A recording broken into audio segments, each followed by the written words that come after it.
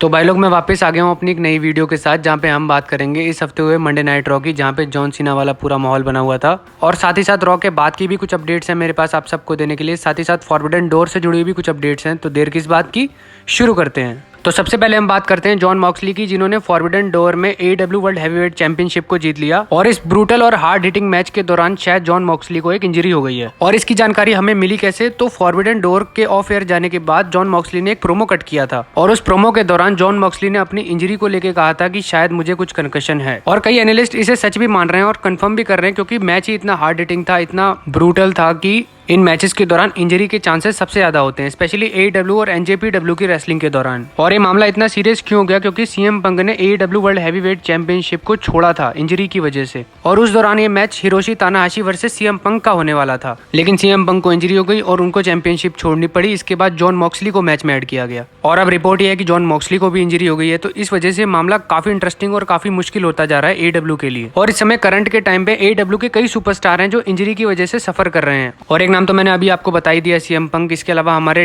Brian डेनियल्सन और farmer AEW world heavyweight champion Kenny Omega, वो भी इंजर्ड हैं और अभी तक वापसी भी नहीं कर पाए हैं। और अब आप समझ गए होंगे कि अगर आप टीवी पे ब्रूटैलिटी दिखाते हो, अच्छी रेसलिंग दिखाते हो, तो उसका आपको खामियाजा भी भुगतना पड़ता है। अब हम बात करते हैं इस हफ्ते मंडे नाइट रॉ के एपिसोड की, जो पूरी तरह से जॉन सीनामय हो चुका था। तो उस एपिसोड के दौरान AEW के स्टार्स और फॉर्मर WWE के superstar Chris Jericho, Daniel Bryan, इन सब ने विशेष भेजी थी जॉन सीना को। और बहुत से फैंस, बहुत से एनालिस्ट इस बात को क्वेश्चन कर रहे थे कि आखिर ऐसा हुआ कैसे, AEW और WWE के बीच इतनी अच्छी अंडरस्टैंडिंग डेवलप हुई कैसे। तो इसका एक सिंपल सा आंसर है और काफी सीधा प्रोसेस था। WWE ने कांटेक्ट किया था AEW के ऑफिशियल्स को कि वो अपने सुपरस्टार्स को अलाउ करें कि वो जॉन सीना को 20th एनिवर्सरी पर विश भेज सकें। और इस पर AEW ने बिना आनाकानी किए WWE की रिक्वेस्ट को एक्सेप्ट कर लिया। और हमारे फॉर्मर WWE सुपरस्टार और करंट के AEW सुपरस्टार्स ने जॉन सीना के लिए विशेष भेजी। और ये जो फाइट चलती है WWE और AEW के बीच, ये लगता है कि फैंस के माइंड में ही है। अगर हम कंपनी टू कंपनी वाइज बात करें तो AEW और WWE के रिलेशंस काफी अच्छे हैं। एग्जांपल के लिए मैं आपको बताता हूं कि एक स्टीव ऑस्टिन का शो आता है ब्रोकन स्कल। इस शो में क्रिस जेरिको भी आए थे, जबकि वो AEW के साथ कॉन्ट्रैक्ट में थे।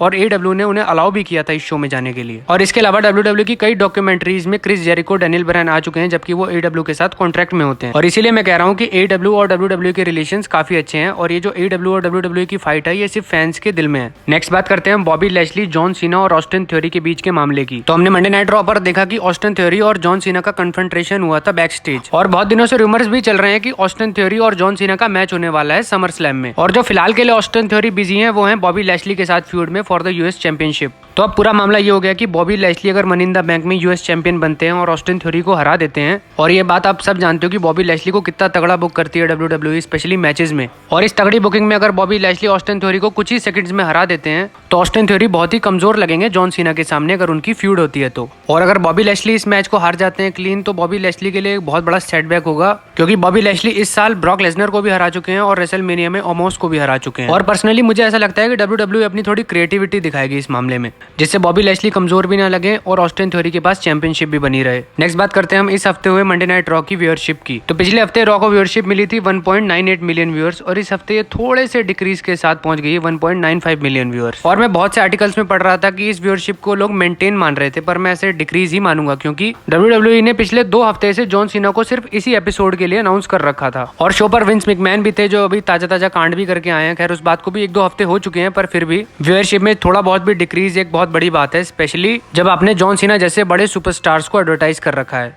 और एक बात जो मैंने नोटिस करी WWE के मंडे नाइट रॉ के एपिसोड में, कि मेन स्टार्स का जो यूज होना था वो नहीं हुआ था रिंग में, सिर्फ बैक स्टेज प्रोमोज ही दिखाए गए। एग्जांपल के लिए सेथ रॉलिंस, MVP, ओमोस, ये सब जो मेन सुपरस्टार्स हैं, इनका कोई भी यूज नहीं हुआ रिंग में। और अगर मैं बात करूं मेन स्टोरी लाइन की, जिनमें कुछ ना कुछ अपडेट होना चाहिए था, कुछ ना कुछ स्टोरी आगे बढ़नी चाहिए थी, लेकिन ऐसा कुछ भी नहीं हुआ। और एग्जाम्पल के लिए बियांका ब्लेयर और कार्मेला का जो सेगमेंट था वो बहुत ही हल्का था, स्पेशली जब आपका मनी इन द बैंक बिल्कुल सामने हो। और शायद ये एक वजह थी कि रॉ की व्यूअरशिप गिर गई, क्योंकि फैंस को अंदाजा था कि जॉन सीना तो शो पर होंगे, लेकिन इसके अलावा जो भी सेगमेंट्स होंगे वो बहुत ही हल्के होंगे।